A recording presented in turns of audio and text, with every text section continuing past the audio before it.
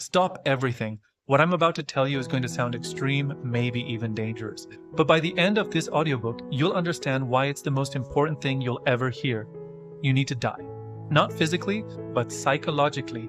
The version of you that you think you are, it's not real. It's a construction, a story, a carefully built illusion that you've been defending your entire life. And that illusion is the reason you're stuck, the reason you're anxious, the reason you feel empty no matter what you achieve, the reason you keep searching for yourself but never finding anything real. Psychologists call it ego.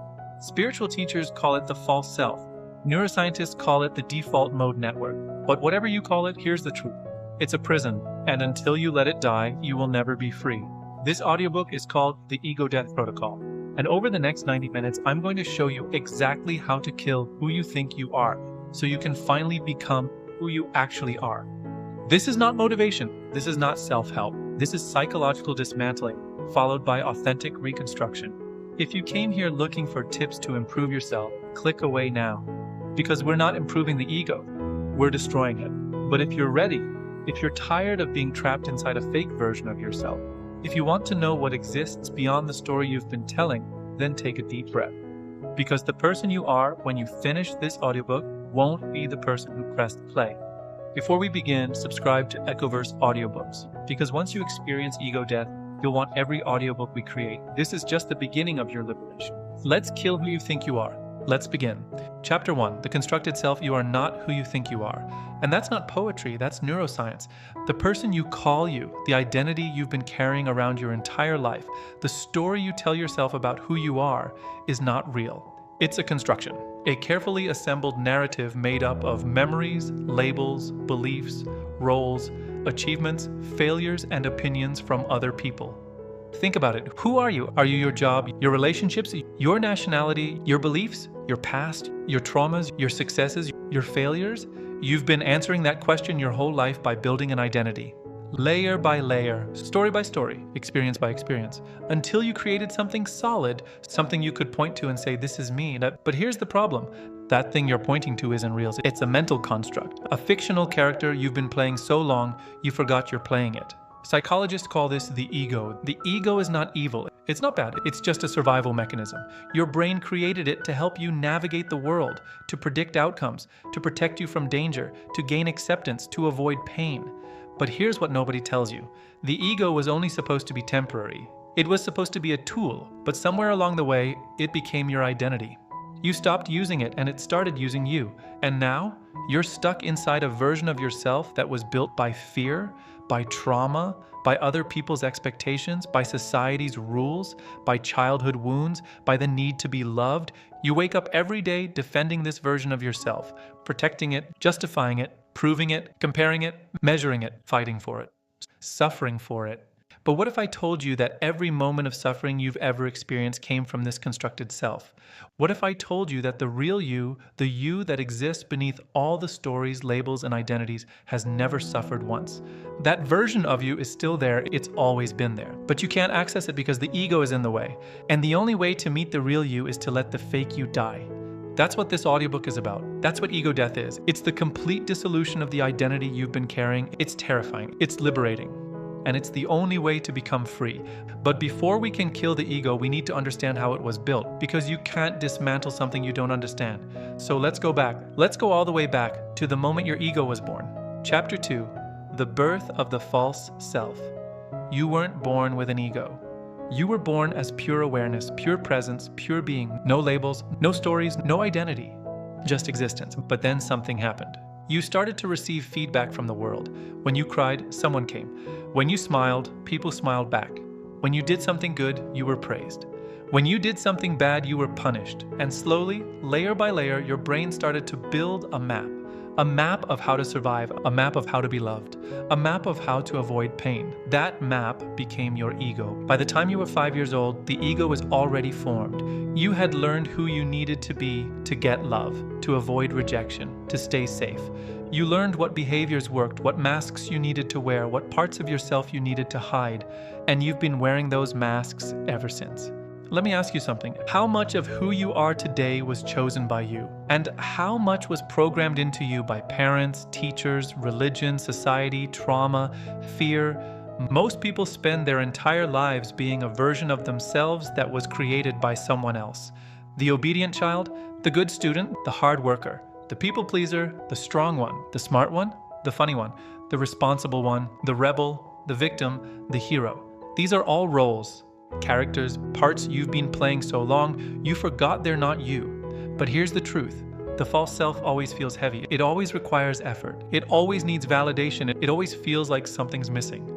Because it's not you, it's a performance. And performances are exhausting. The real you doesn't need to perform. The real you doesn't need to prove anything. The real you doesn't need validation. The real you just is.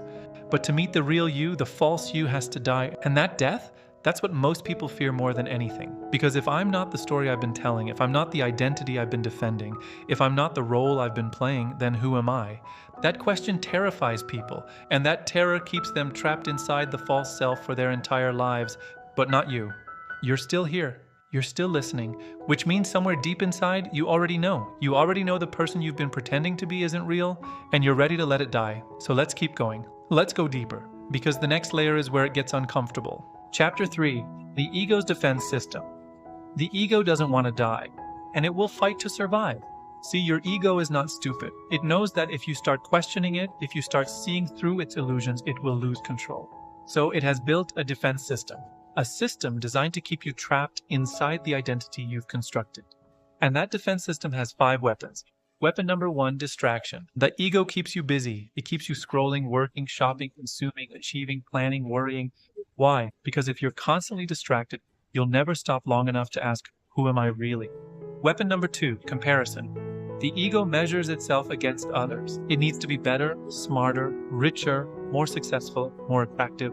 Why? Because comparison creates identity. If I'm better than you, then I know who I am. But the moment I stop comparing, the identity dissolves. Weapon number 3, attachment. The ego attaches itself to people, to achievements, to beliefs, to possessions, to titles, to roles. Why? Because attachment creates a sense of self. I am a doctor. I am a parent. I am successful. I am spiritual. Take away the attachments, and the ego has nothing to hold on to. Weapon number 4, justification. The ego loves to be right. It will argue, defend, justify, and rationalize every belief, every behavior, every decision. Why? Because being right makes the ego feel real. But being wrong? Being wrong threatens the ego's existence. Weapon number 5, victimhood. The ego loves to suffer. It holds on to pain. It replays trauma. It tells stories about how it was wronged, betrayed, abandoned, hurt. Why? Because victimhood creates identity. If I'm the person who was hurt, then I know who I am. But if I let go of the pain, if I stop being the victim, then who am I? These 5 weapons keep you trapped. They keep you defending an identity that was never real in the first place. But here's the paradox. The more you defend the ego, the more it controls you. The more you try to protect it, the weaker you become. The more you try to prove it, the more fragile it feels. Because deep down, you know it's not real. You know it's a construction. You know it's a mask. And that knowing, that's the beginning of ego death. So here's the question. Are you ready to stop defending it? Are you ready to stop justifying it? Are you ready to stop feeding it? Because if you are, the next chapter is where the dismantling begins. Chapter 4, the illusion of control. One of the ego's biggest lies is this. You are in control. The ego loves control. It plans. It predicts. It analyzes. It tries to manage every outcome, every situation, every person. It believes that if it can just control everything, it will be safe. But here's the truth. You've never been in control. Not once. Not ever. You don't control your heartbeat. You don't control your breath. You don't control your thoughts. You don't control other people. You don't control timing. You don't control outcomes. The only thing you've ever controlled is the story you tell yourself about what's happening. And that story, that's the ego. Let me prove it to you. Think about the last time you tried to control something. A relationship, a job, a situation, a person. What happened? It either fell apart or it required exhausting amounts of effort to maintain. Why? Because control is an illusion. The universe doesn't operate according to your ego's plans.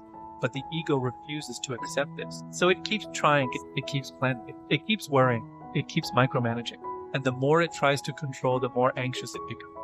Because deep down it knows it's powerless. And that powerlessness, that's what the ego fears most. So it creates a solution. It creates the illusion of control. It tells you if you just work harder, plan better, think smarter, you'll finally be in control. But you never are. You're just pretending. And that pretending exhausts you. It drains you. It makes you feel like you're constantly swimming against the current. Because you are. You're fighting reality. But here's what happens when you let go of control. When you stop trying to force outcomes. When you stop trying to manage everything. When you surrender to the flow of life instead of fighting it. Peace. Not the kind of peace that comes from getting what you want. The kind of peace that comes from realizing you were never supposed to control anything in the first place. The ego hates this. Because without control, the ego has no purpose. Without control, the ego dissolves. And that dissolution, that's freedom. So the question is, are you ready to let go? Are you ready to stop pretending you're in control? Are you ready to surrender? Because the moment you do, everything changes. The moment you stop fighting reality, reality stops fighting you. Let that sink in. Chapter 5. The Trap of Identity. Who are you? I'm serious. Who are you really? Are you your name, your job, your nationality, your gender, your beliefs, your relationships, your achievements, your failures, your past, your future? Most people answer this question by listing their roles. I'm a parent, I'm an entrepreneur, I'm a Christian, I'm American, I'm successful, I'm damaged. But here's the problem. Every single one of those things is external. Every single one of those things can be taken away. Your job can disappear, your relationships can end, your beliefs can change, your achievements can fade, your body can fail. So if all of those things can be taken away, then who are you without them? This is the question the ego refuses to answer. Because the ego is made of those things. The ego is the collection of labels, roles, and identities you've attached to yourself. And the moment you start questioning those identities, the ego panics. Because without them, the ego has nothing to hold on to. But here's the truth. You are not your identities. You are the awareness that observes the identity. Let me explain. Right now, you're listening to this audio. But there's a part of you that's aware you're listening. That awareness is not thinking. It's not analyzing it. It's not judging it. It's just observing. That awareness is the real you.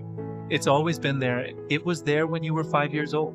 It was there yesterday. It's here right now. And it will be there when your body dies. That awareness has no identity. It has no story. It has no ego. It just is. But the ego doesn't want you to find that awareness. Because the moment you do, the ego loses powers. So the ego keeps you distracted. It keeps you attached. It keeps you identified. It keeps you believing that you are the story, the role, the label, the identity. But you're not. You never were. You are the space in which all of those things appear. You are the awareness in which all identities arise and dissolve. And the moment you realize this, the trap is broken. The moment you see through the illusion, the prison door opens. But to walk through that door, you have to be willing to let go of every identity you've ever held. And that's terrifying. Because without your identities, you don't know who you are. And that not knowing, that's the beginning of ego death. So let me ask you again, who are you? And this time, don't answer with a label. Don't answer with a story. Take a breath. We're 22 minutes into this audiobook. And if you're still here, it means something inside you is ready. Ready to let go. Ready to see through the illusion. Ready to die psychologically so you can finally live authentically. The next section is where the dismantling and we're going to explore the patterns the ego uses to keep you trapped, the lies it tells, the fears it creates, the suffering it generates. This is going to be uncomfortable. That we're going to shine light on the parts of yourself that have been pointing tired. Remember, discomfort is not danger. Discomfort is the price. So stay with me. Don't skip ahead. Don't quit. Again, don't answer an identity. Sit with the question. Let it take you. Because the answer is something. That realization. Chapter 6. The Addiction to Suffering. Here's something most people don't want to admit. You're addicted to your suffering. Not because you enjoy it, but because it's familiar. And the ego loves familiarity more than it loves freedom. Think about it. How many times have you told the same story about your past? How many times have you replayed the same trauma? How many times have you repeated the same pattern? You tell yourself you want to move on. You tell yourself you want to heal. But deep down, you're holding on to it. Why? Because that suffering is part of your identity. It's part of the story you tell yourself about who you are.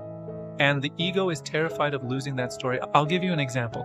Someone who identifies as the person who was betrayed will unconsciously seek out relationships where betrayal happens. Why? Because betrayal confirms their identity.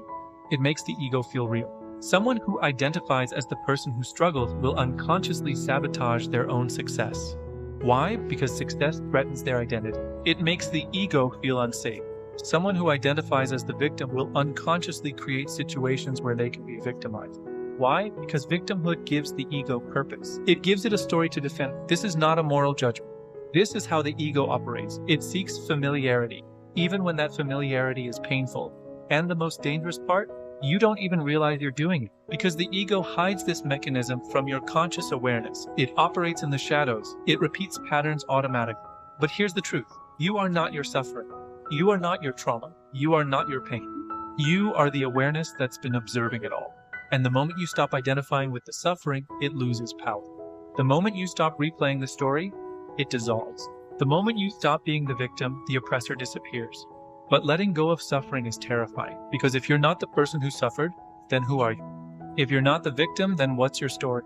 If you're not broken, then what are you fixing? And that's why most people never let go. They hold on to suffering because it gives them identity, purpose, meaning. But real freedom doesn't come from healing the wound.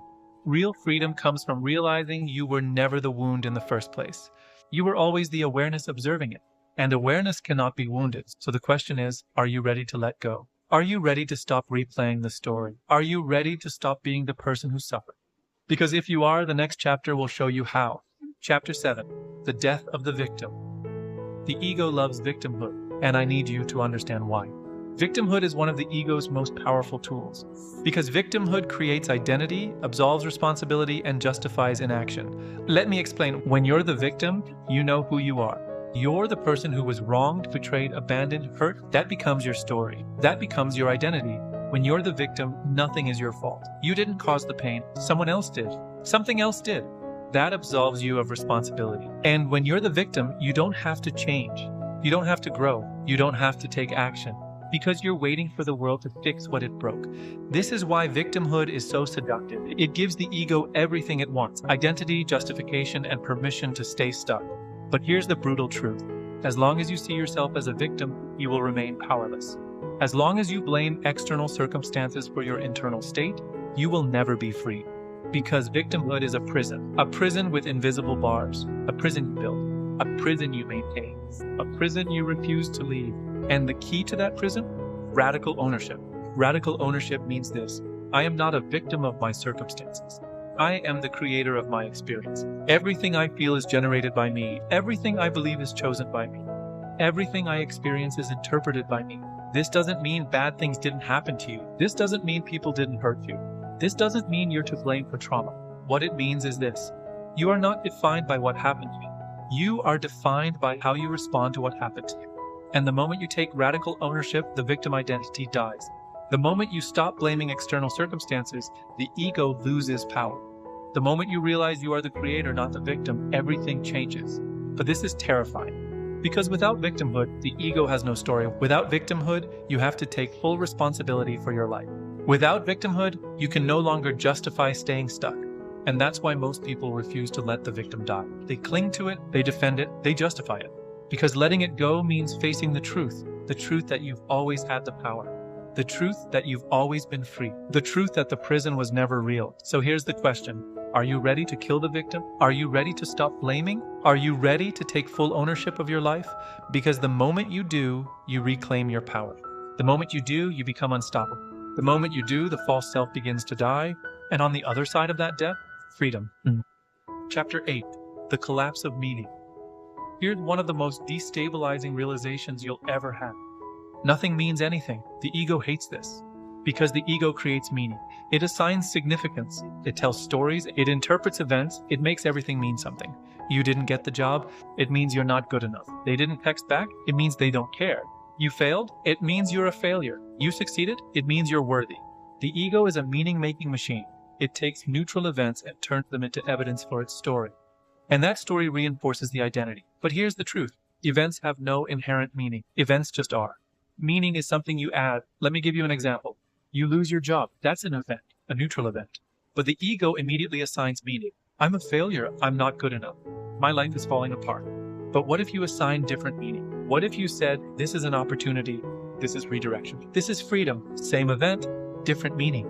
different experience. The ego doesn't want you to see this, because if you realize that meaning is something you create, then you realize the ego's story is optional. You realize you've been making up the entire narrative. And that realization destabilizes everything. Because if nothing means anything, then what's the point? If events are neutral, then why am I suffering? If meaning is something I create, then why have I been believing the meanings the ego assigned? This is the collapse of meaning. And it's one of the most disorienting stages of ego death. But here's what happens on the other side. Once you realize nothing means anything, you realize you're free to assign meaning consciously. You're free to choose the story. You're free to create a new narrative. And that freedom? That's power, that's liberation, that's the death of the ego's control. Because the ego can only control you as long as you believe its stories. The moment you see through the stories, the ego dissolves. So the question is, what stories are you still believing? What meanings are you still assigning? What narratives are you still defending? And what would happen if you let them all go? Chapter 9. The Terror of Emptiness. Here's what nobody tells you about ego death. It's not peaceful, at least not at first. At first it's terrifying, because when the ego starts to dissolve, you feel empty. Not sad, not depressed, just empty, like something is missing, like there's a hole inside you. And the ego hates this, because the ego is built on filling holes. It fills the emptiness with roles, identities, achievements, relationships, beliefs, distractions.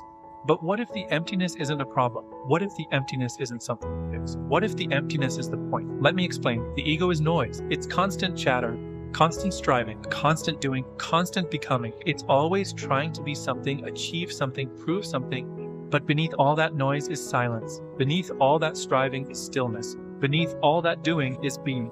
And that silence, that stillness, that being, the ego experiences it as emptiness, because the ego doesn't exist in stillness. The ego only exists in movement, in noise, in striving. So when the ego starts to die, you experience emptiness. And that emptiness feels like death, because to the ego, it is death. But to the real you, that emptiness is freedom. That emptiness is space. That emptiness is peace. The terror comes from not knowing this. The terror comes from believing the ego's interpretation.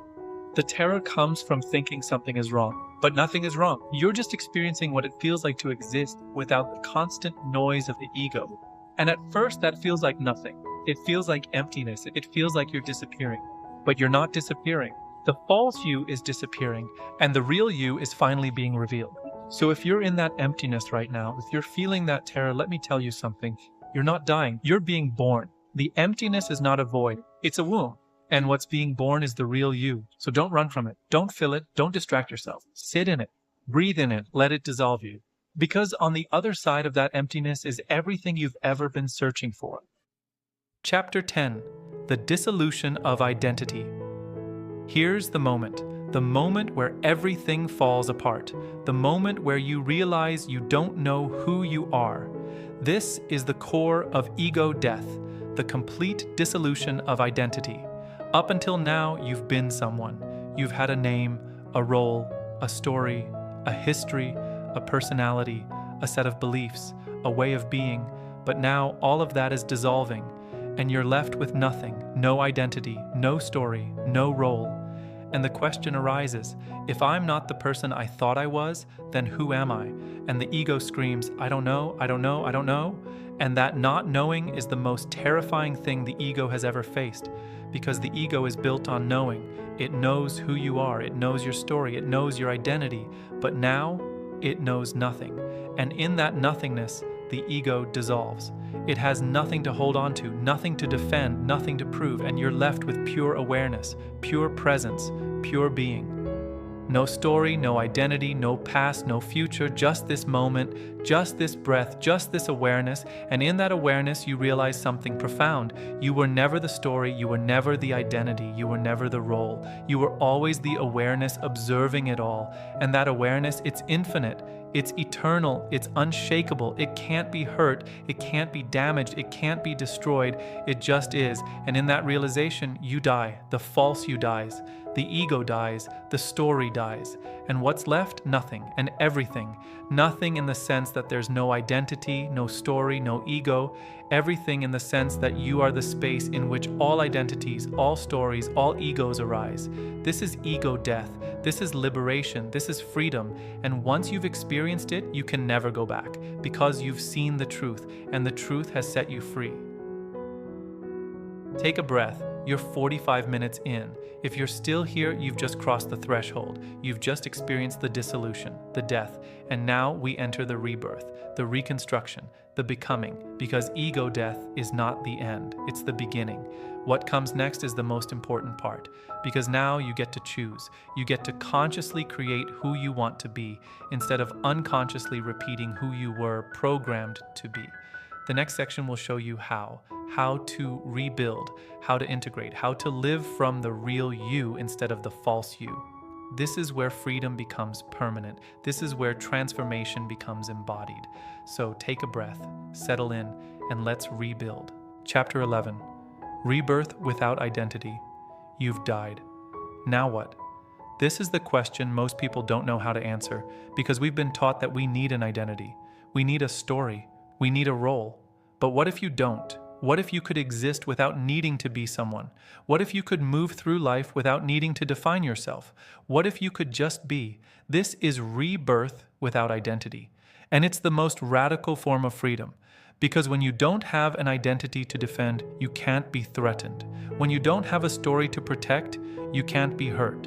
When you don't have a role to play, you can't fail. You're just here, present, aware, free. But this doesn't mean you become passive. This doesn't mean you stop participating in life. This doesn't mean you become a ghost. What it means is you stop identifying with the things you do. You stop being your job. You stop being your relationships. You stop being your achievements. You do things, but you don't become them. You love, but you're not the lover. You work, but you're not the worker. You create, but you're not the creator. You're the awareness in which all of these things happen. And that awareness, it's free, it's fluid, it's infinite. It can move, it can change, it can evolve, it can adapt. It doesn't need to defend anything. It doesn't need to prove anything. It doesn't need to become anything. It just is. And from that place of just being, you can finally live authentically. You can finally respond to life instead of reacting from programming. You can finally create instead of repeating. This is rebirth, not a new identity, but the absence of identity, not a new story, but the end of story. And in that absence, you become everything, because you're no longer limited by who you think you are. You're just here, fully, completely, authentically. And that's freedom. Chapter 12, The New Operating System. Now that the ego is dead, you need a new operating system, a new way of navigating life. Because the old way, the ego's way, is gone. So what's the new way? The new way is presence. Not thinking, not planning, not controlling, just being present. Presence means responding to what is, instead of reacting from what was. Presence means meeting each moment fresh instead of filtering it through past conditioning. Presence means acting from awareness instead of acting from programming. Here's how it works. A situation arises. The old you would have immediately reacted based on past patterns. The ego would have labeled it, judged it, assigned meaning to it, and responded from that meaning. But the new you pauses, the new you observes, the new you asks, what is actually happening right now? What is the truth of this moment? What is the most authentic response? And from that place of presence, you act, not from fear, not from programming, not from ego, but from truth. This is the new operating system, and it changes everything. Because when you operate from presence, you stop repeating patterns. You stop making the same mistakes. You stop creating the same suffering. You start responding intelligently. You start creating consciously. You start living authentically. And here's the most powerful part. Presence doesn't require effort. Presence is your natural state. The ego required effort. The ego required constant maintenance, constant defense, constant striving. But presence is effortless. Because presence is just being here. And being here is the easiest thing in the world. So the new operating system is simple. Be here, be present, be aware, and from that awareness, act. That's it. That's the entire system. No complicated rules, no rigid beliefs, no fixed identity, just presence, just awareness, just truth. And from that place, you can navigate anything. You can handle anything. You can create anything. Because you're no longer operating from the limited, fearful, conditioned ego. You're operating from the infinite, fearless, authentic self. And that self, it's unstoppable. Chapter 13, Living as Nobody. Here's the paradox. Once you become nobody, you can be anybody. When you have a fixed identity, you're limited. You can only do things that fit that identity. You can only behave in ways that reinforce your story. But when you have no identity, when you're nobody, you're free to be anything. You can be kind without being the kind person. You can be successful without being the successful person. You can be strong without being the strong person. You can do anything without becoming it. This is what it means to live as nobody, and it's the most liberating way to exist, because living as nobody means you're no longer performing.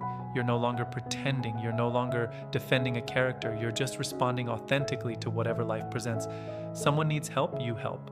Not because you're the helpful person, but because helping is the authentic response in that moment. Someone disrespects you, you set a boundary. Not because you're the strong person, but because setting boundaries is the authentic response in that moment. You succeed, you celebrate. Not because you're the successful person, but because celebrating is the authentic response in that moment. You fail, you learn. Not because you're the resilient person, but because learning is the authentic response in that moment. Living as nobody doesn't mean you're weak. It doesn't mean you're passive. It doesn't mean you're invisible. It means you're fluid, you're free, you're authentic. And the world doesn't know what to do with that, because the world is used to dealing with egos. It's used to dealing with identities. It's used to dealing with people who need validation, approval, recognition. But when you're nobody, you don't need any of that. You don't need to be seen. You don't need to be praised. You don't need to be understood. You're complete. You're whole. You're free. And that freedom, it's magnetic. It's powerful. It's undeniable, because people can feel when someone is operating from ego, and they can feel when someone is operating from truth. And truth is irresistible. So live as nobody. Be fluid. Be free. Be authentic. And watch how everything changes. Chapter 14, The End of Seeking. Here's something beautiful. Once the ego dies, seeking ends. The ego was always seeking validation, seeking success, seeking love, seeking purpose, seeking meaning, seeking happiness, seeking wholeness. But what was it really seeking? It was seeking itself. It was trying to prove it existed. It was trying to confirm its worth. It was trying to fill the emptiness it believed was there. But here's the truth. There was never any emptiness. There was never anything missing. The ego created the emptiness so it could spend a lifetime trying to fill it. But you were always whole. You were always complete. You were always enough. And the moment the ego dies, you realize this. You realize you were never broken. You realize you were never lacking. You realize you were never incomplete. You were always whole. You just couldn't see it because the ego was in the way. And once you see it, seeking ends. Because what is there to seek? You already have everything. You already are everything. You don't need validation because you validate yourself. You don't need success because you're already complete. You don't need love because you are love. You don't need purpose because you are purpose. The seeking was the problem. The seeking was the suffering. The seeking kept you trapped in the illusion that something was missing. But nothing was ever missing. It was all here. It's always been here. And now you can just be. You can just exist. You can just live. Not seeking, not striving, not becoming, just being. And in that being, you find everything you were looking for. Not because you found it, but because you stopped looking. This is the end of seeking. This is the end of suffering. This is the beginning of peace. Chapter 15, The Power of Authentic Action.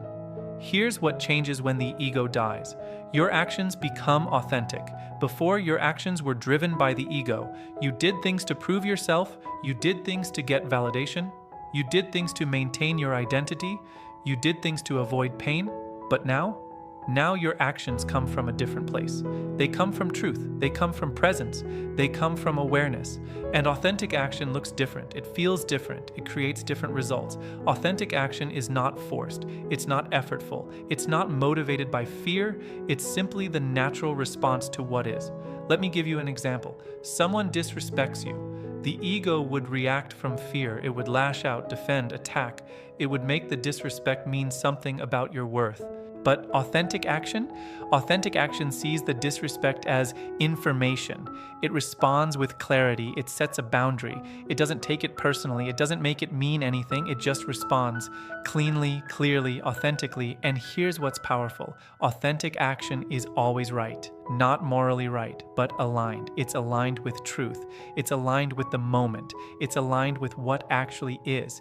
And because it's aligned, it works. It creates the outcome that needs to happen. Not the outcome the ego wanted, but the outcome that serves the highest truth. This is what it means to live from the real you.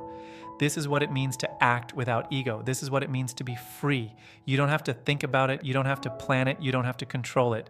You just respond authentically, presently, truthfully, and life responds to you because authentic action is magnetic. It's powerful. It's undeniable. So the question is, what would change if all your actions came from this place?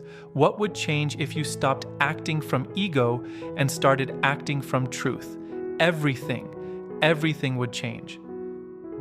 You're almost an hour with me, and if you're still here, you've just been reborn. You've died to the false self. You've been reborn as the real self, and now you're learning how to live from that place.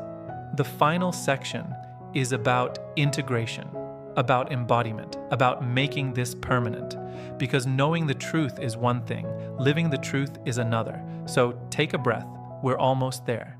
And what's coming next is the key to making sure ego death isn't just an experience, but a permanent transformation.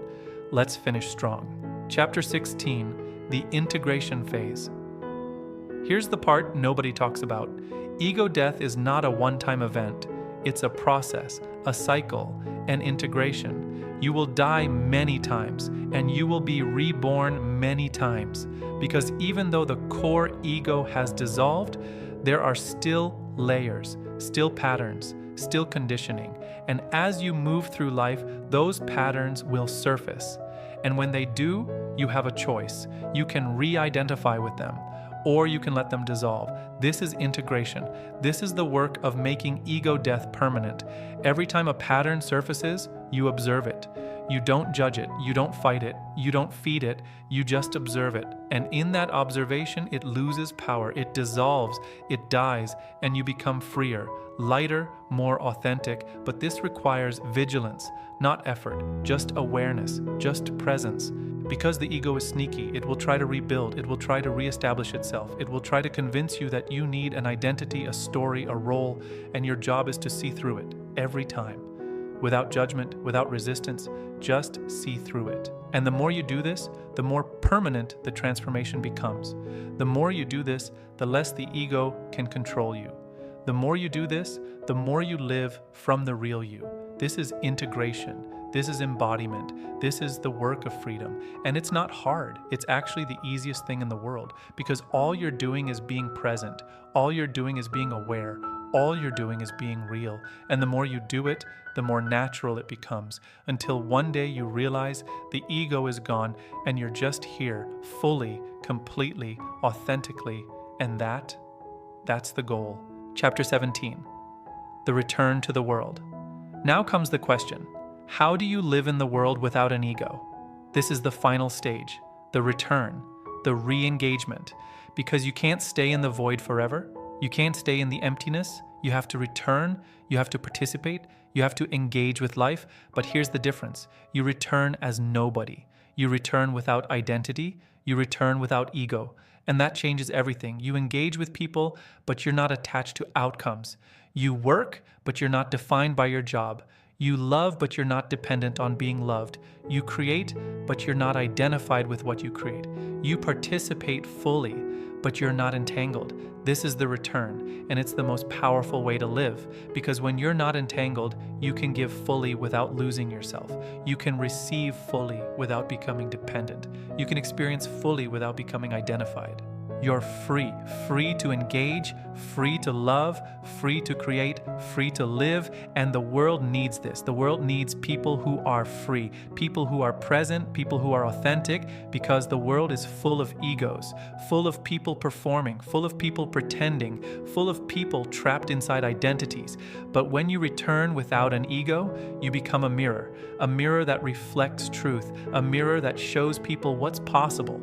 And that mirror, it changes people, not because you're trying to change them, but because your presence, your freedom, your authenticity shows them what they've been missing. So return, engage, participate, but do it from the place of nobody.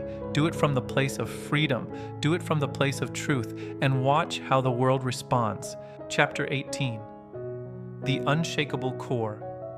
Here's what you discover on the other side of ego death. You have an unshakable core, not the ego. The ego was fragile. The ego needed constant validation.